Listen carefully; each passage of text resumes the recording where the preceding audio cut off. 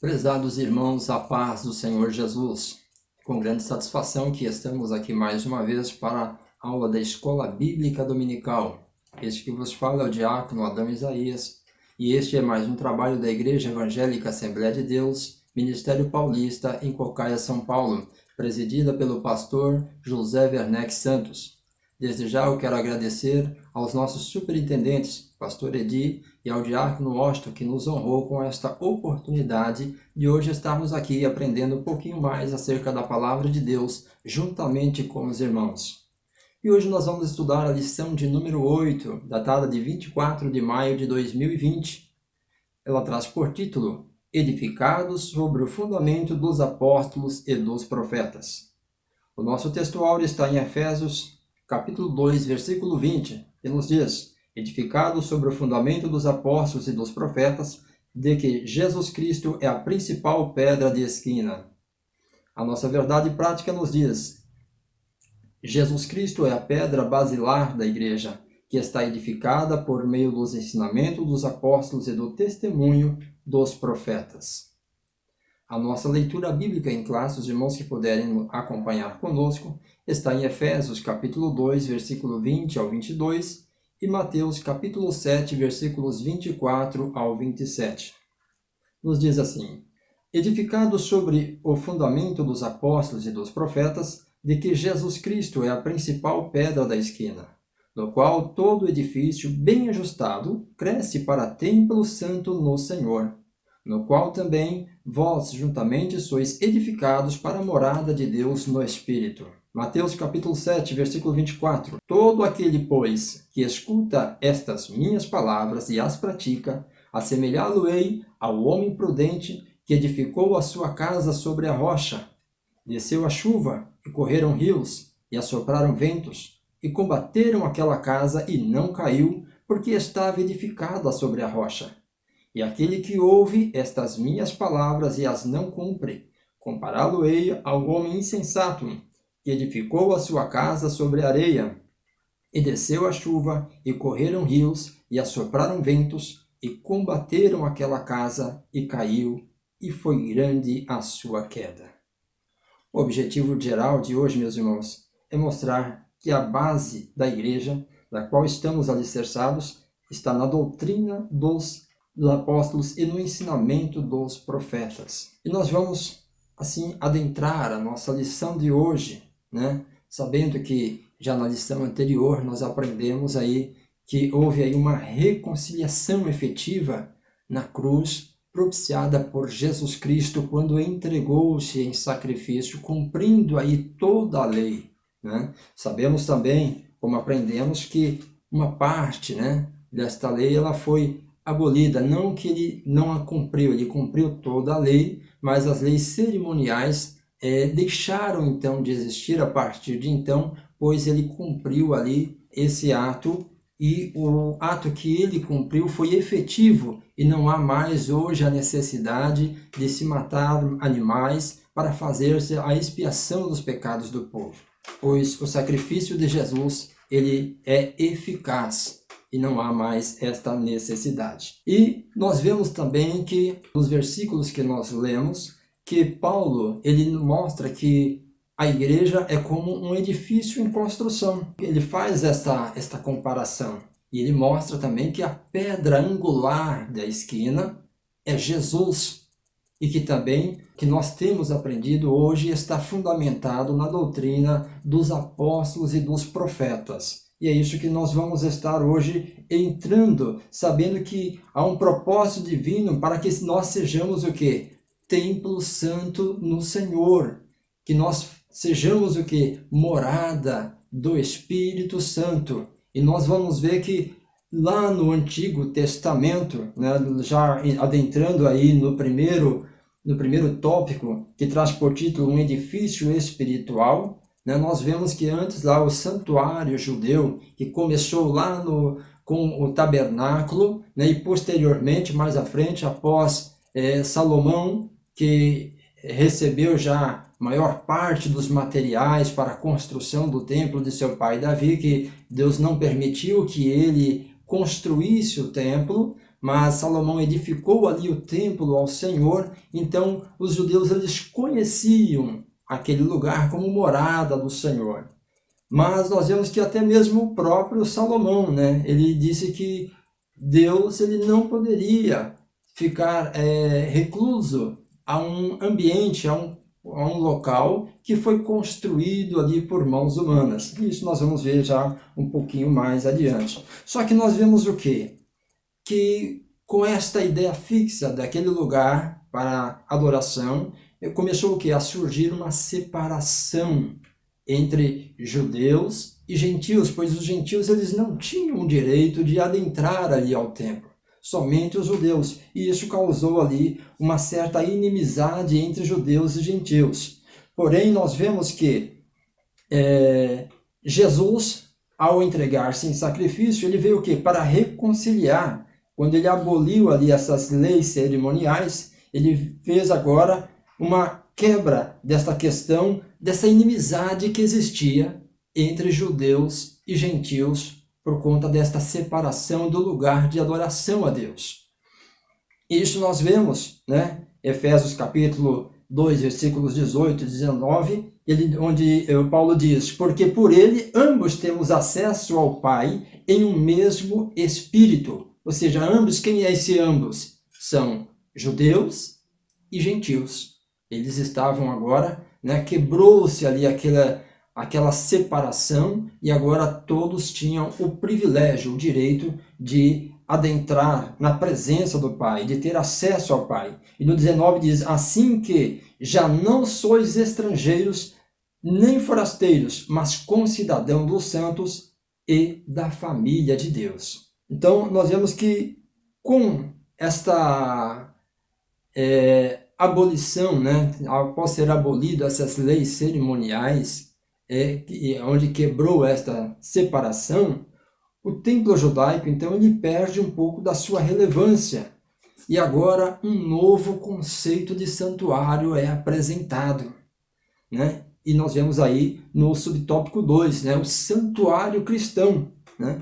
Ou seja, todos aqueles que creem em Cristo e o aceitam como único e suficiente Salvador, ele passa agora a fazer parte desse edifício chamado igreja, né, onde Deus habita através do seu Espírito. Ele habita então aonde agora? Ele habita nas pessoas, ele habita em nós através do Espírito Santo de Deus. E nós vemos aí também que, como já citei, né, que o próprio rei Salomão, né, ele falou que nenhum lugar poderia conter Deus, como está registrado em 1 Reis, capítulo 8, versículo 27, onde ele diz: mas na verdade habitaria Deus na terra?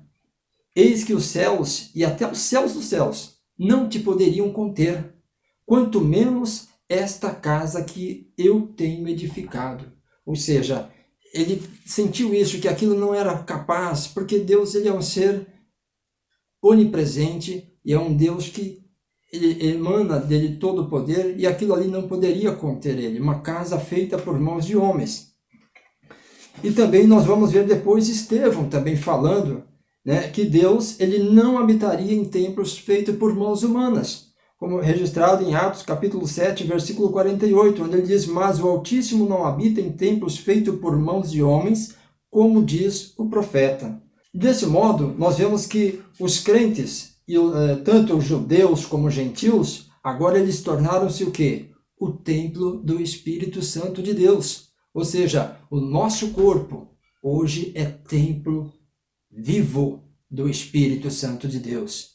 E este templo de que nós somos, né, habitação do Espírito de Deus, ele não é um templo feito por mãos humanas, pois nós todos sabemos que Deus, ele é o Pai de toda a criação e foi Ele quem nos criou, quem nos formou. Por isso nós não fomos feitos por mãos humanas. E nós vemos que verdadeiramente Deus ele se agrada quando o homem se volta para Ele e que ele possa verdadeiramente fazer morada. Então nós vemos aí, meus irmãos, que desse modo todos os crentes, tanto judeus como gentios, eles agora tornaram-se templo do Espírito Santo de Deus, né? Conforme Paulo lhe disse em 1 Coríntios capítulo 3, versículo 16. Não sabeis vós que sois templo de Deus e que o Espírito de Deus habita em vós? E também, como o apóstolo Pedro também colocou na sua primeira carta, no capítulo 2, versículo 5, né, onde ele diz que em que eles são pedras vivas em um edifício espiritual. Ou seja, ele coloca como se nós fôssemos pedras vivas que estão sendo utilizadas para edificar este grande edifício que é a Igreja do Senhor. E no terceiro subtópico, nos diz aí a pedra angular, né? A pedra angular, que era o quê? Uma pedra especial, uma pedra que era a principal pedra de um edifício, né? Da arquitetura antiga. E era a pedra principal, né? Onde era colocada de esquina para formar um ângulo reto, um ângulo de 90 graus, para assim que as outras paredes ficassem ali apoiadas nesta pedra, e que geralmente era uma pedra grande e que era selecionada de uma forma minuciosa para que viesse atender aí os seus requisitos. Tanto que nas escavações do antigo templo de Jerusalém foi encontrado lá um monólito com cerca de 12 metros de comprimento, e possivelmente era uma pedra angular, uma pedra de esquina. E ela é necessária, né, para que toda a construção, todo o edifício permaneça de pé. É como se fosse hoje nas construções dos prédios atuais o alicerce, né, que é feito, às vezes até com batistaca, faz ali os baldrames, né, toda para dar aquela sustentação na construção. Então era aí também o ofício da pedra angular. No quarto subtópico, nos diz aí sobre Cristo, a pedra principal, né? Então nós vemos que Paulo ele vem a identificar, né, a Cristo como a pedra angular, e tudo isso remonta, né, à profecia messiânica, onde o salmista ele falou no Salmo 118, versículo 22, que a pedra rejeitada ela foi posta, né, tornou-se cabeça de esquina. O próprio Jesus, né, ele também afirmou, né, em Marcos, no capítulo 12, versículo 10, também que ele fala: ainda não lestes esta escritura? A pedra que os edificadores rejeitaram, esta foi posta por cabeça de esquina. Ou seja, o próprio Jesus, né, ele também confirmou isso daí. E assim também, meus queridos, os apóstolos também afirmaram, né, testificaram, sendo Cristo a pedra principal, né, a pedra de esquina. E, portanto, né, a pedra angular deste novo santuário nós sabemos que é o nosso, né, o nosso Senhor Jesus Cristo, o próprio Cristo. E o próprio Cristo também ele falou sobre o homem, né, que o homem prudente ele edifica a sua casa sobre a rocha. Portanto, devemos todos, né, sermos prudentes e estar sendo edificado a nossa casa sobre a rocha, que é o Senhor Jesus Cristo. No tópico 2, nós vamos falar aí sobre o fundamento apóstolos e profetas. São tidos aí como fundamentos da edificação da igreja. O conceito de apóstolos, no termo grego, apóstolos é usado como enviado ou mensageiro, né?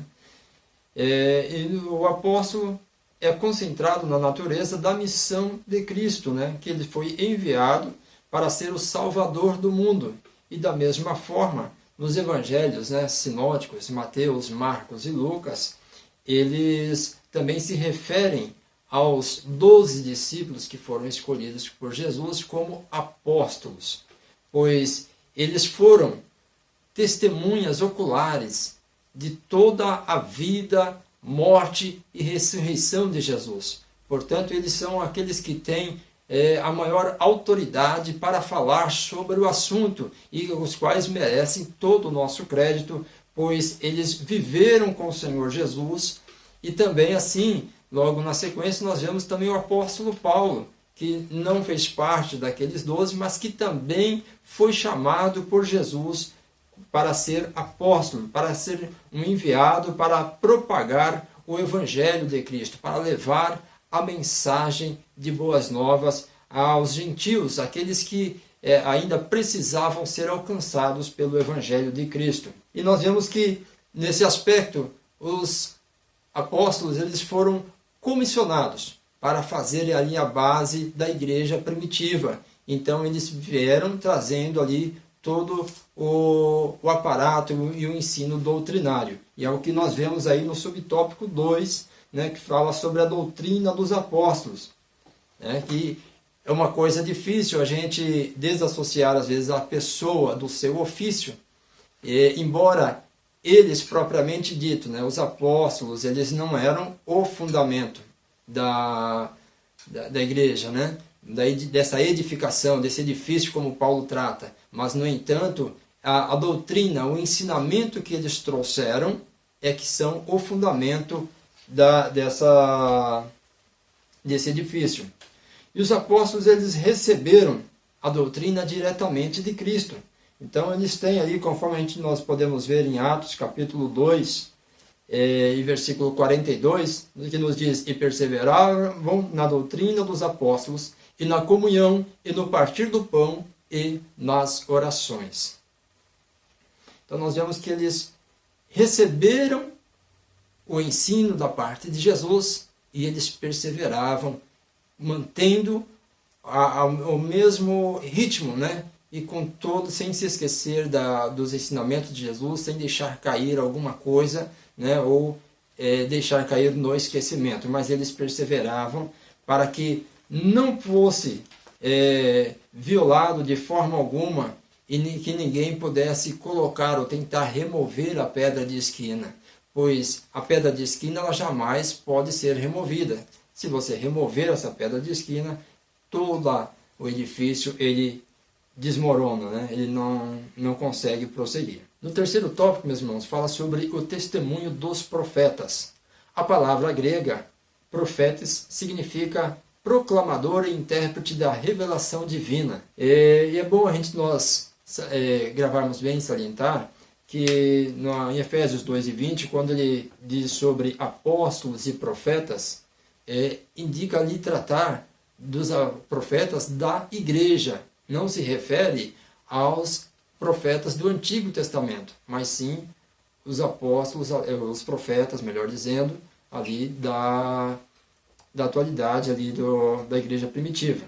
E mais adiante, né, Paulo lhe assegura que o mistério que no passado estivera oculto, de que os gentios tinham igual posição no corpo de Cristo e eram participantes da promessa, foi revelado pelo Espírito aos profetas, isso no Novo Testamento, né, conforme nós podemos ver aqui em Efésios 3, versículos 4 ao 6, onde ele diz: pelo que quando ledes, podeis perceber a minha compreensão do mistério de Cristo, o qual noutros séculos não foi manifestado aos filhos dos homens, como agora tem sido revelado pelo Espírito aos seus santos apóstolos e profetas, a saber que os gentios são co-herdeiros de um mesmo corpo e participantes da promessa em Cristo pelo Evangelho.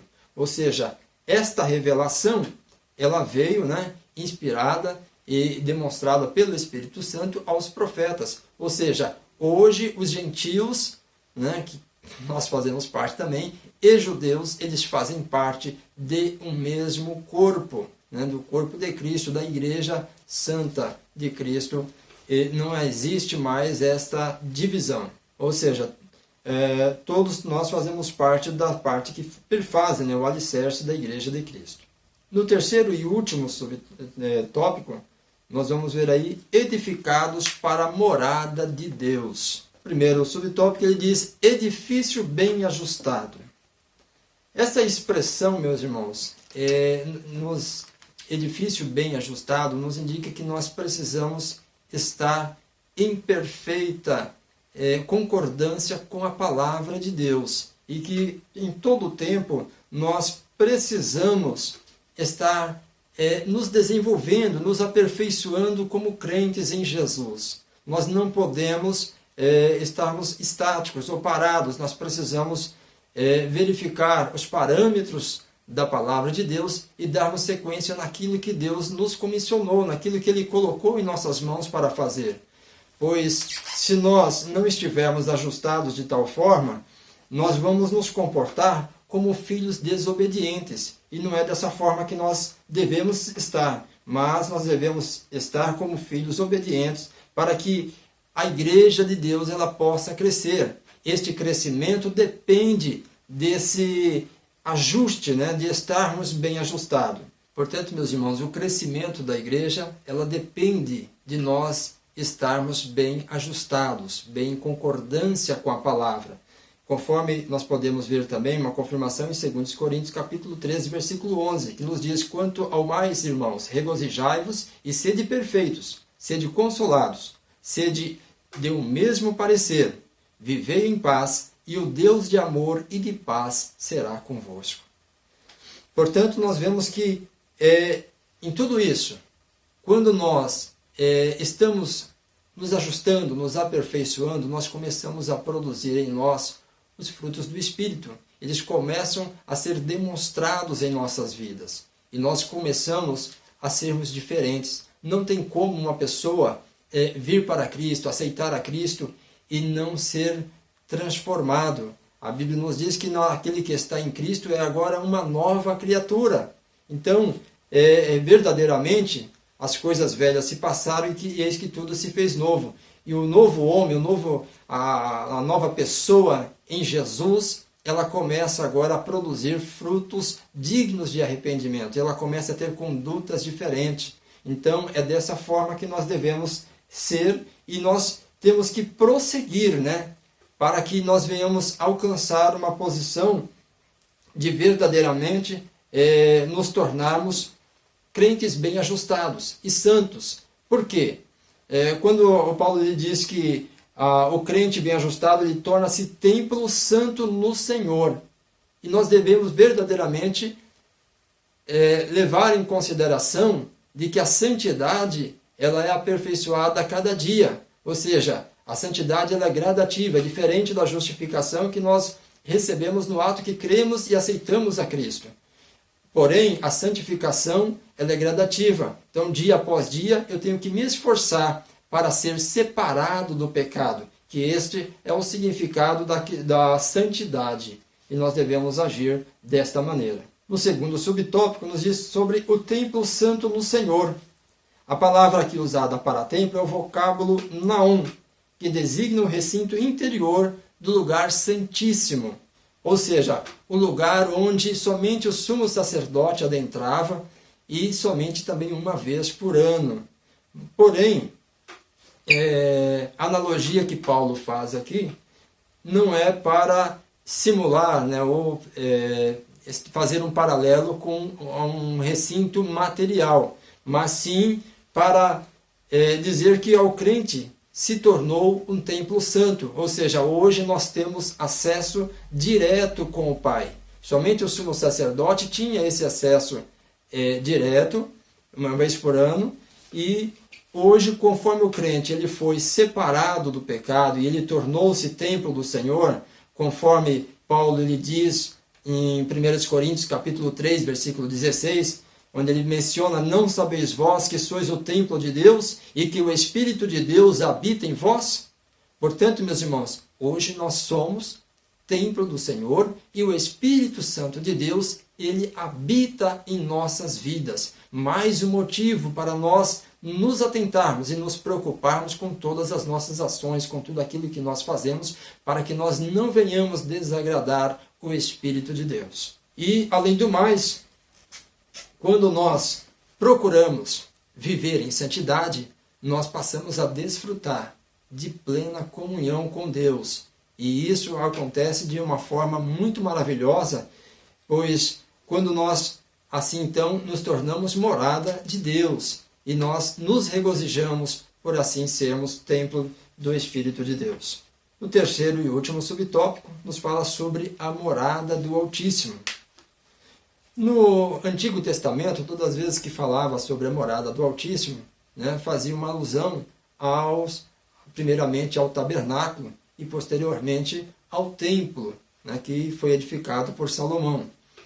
Mas, já agora com a morte de Jesus, o lugar que verdadeiramente indica, né, um lugar de habitação permanente e comunhão íntima com Deus é o corpo do próprio crente, né? É a vida do crente que agora tornou-se templo do Senhor, conforme nós vemos aí no capítulo 2, versículo 21, mencionando no qual todo edifício bem ajustado cresce para o templo santo no Senhor. Isso demonstra que verdadeiramente Deus ele habita em nós por meio do teu Espírito. Então, nós verdadeiramente somos moradas do Espírito Santo, e que tal afirmação somente confirma o ensino apostólico de que Deus não habita em templos feitos por mãos de homens, mas ele reside individualmente, né, dentro de cada crente. Ou seja, é verdadeiro, né, como nós já dissemos lá atrás, sobre a questão de Deus não habitar em templos feitos por mãos de homens.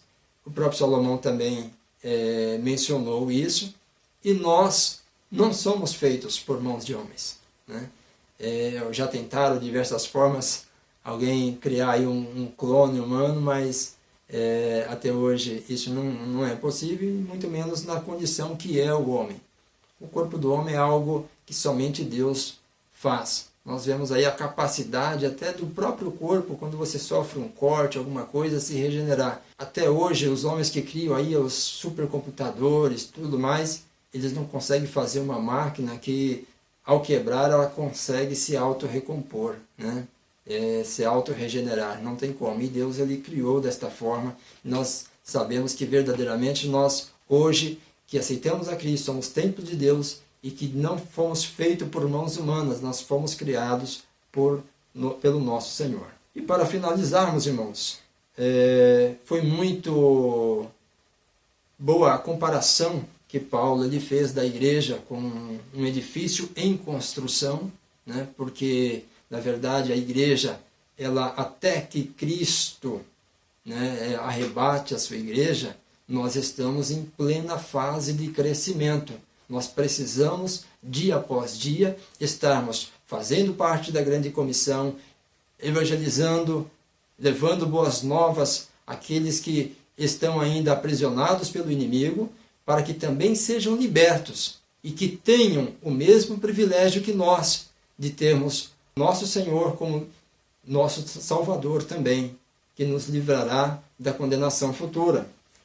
E nós procuraremos, né, dia após dia, nos aperfeiçoar, para que venhamos chegar à unidade da fé, conforme descrito no capítulo 4 de Efésios, versículos 12 e 13, que nos diz: querendo o aperfeiçoamento dos santos, para a obra do ministério, para a edificação do corpo de Cristo, até que todos cheguemos à unidade da fé e ao conhecimento do Filho de Deus, a varão perfeito, à medida da estatura completa de Cristo.